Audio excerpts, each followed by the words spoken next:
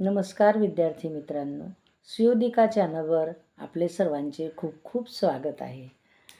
आज आपण महाराष्ट्राच्या महान लोककवयित्री बहिणाबाई चौधरी यांच्याविषयी बोलूया. त्यांच्या जीवनाविषयी जाणून घेऊया. बहिणाबाई चौधरी यांचा जन्म 24 ऑगस्ट 1880 रोजी झाला. जळगाव जिल्ह्यातील आसोदे या गावी त्यांचा जन्म झाला.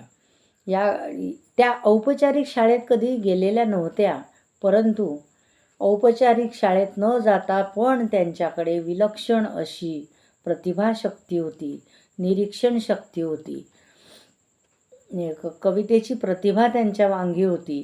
त्यांनी शेतकरी जीवन, निसर्ग जीवनाविषयी, शेतकरी जीवनाविषयी, निसर्गाविषयी, कष्ट, माणुसकी या सर्व विषयांवर अतिशय सोप्या पण अर्थपूर्ण भाषेमध्ये कविता लिहिल्या.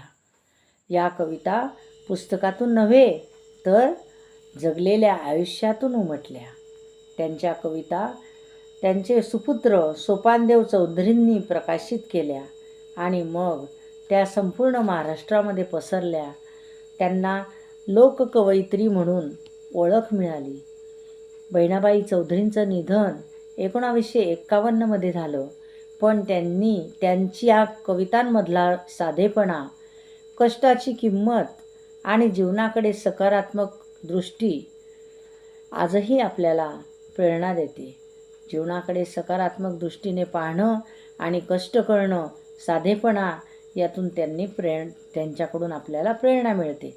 त्यांच्या कवितांमध्ये गावाकडचं जीवन जे पूर्वी होतं ते अगदी जिवंतपणे उमटतं.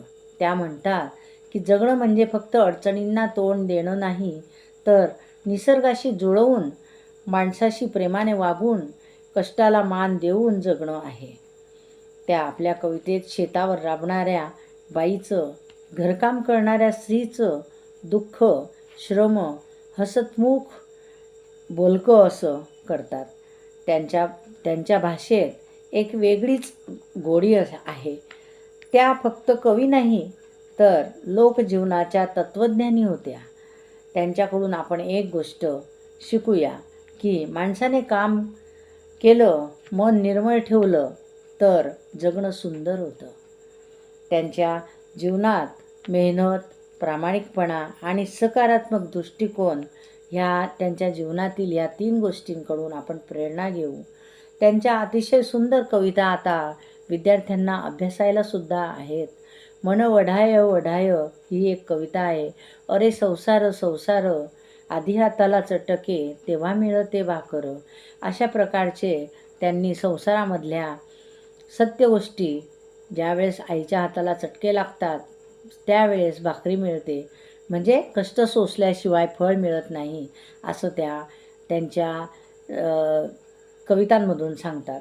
कोणी वाटणार नाही की त्या औपचारिक शाळेत गेलेल्या नाही. एवढी प्रतिभाशक्ती त्यांच्या कवितेमधून आपल्याला दिसून येते आणि त्यातून आपल्याला आजकालच्या काळात अनेक सोयीसुविधा आहेत, तर आपण सुद्धा कितीतरी गोष्टी याच्या पुढे करू शकतो. यातून आपण काहीतरी बोध घेऊ शकतो. नमस्कार. आपल्या चॅनलला, तुम्हाला जर ही माझी माहिती आवडली तर आपल्या चॅनलला सबस्क्राईब करा, लाईक करा, शेअर करा. नमस्कार.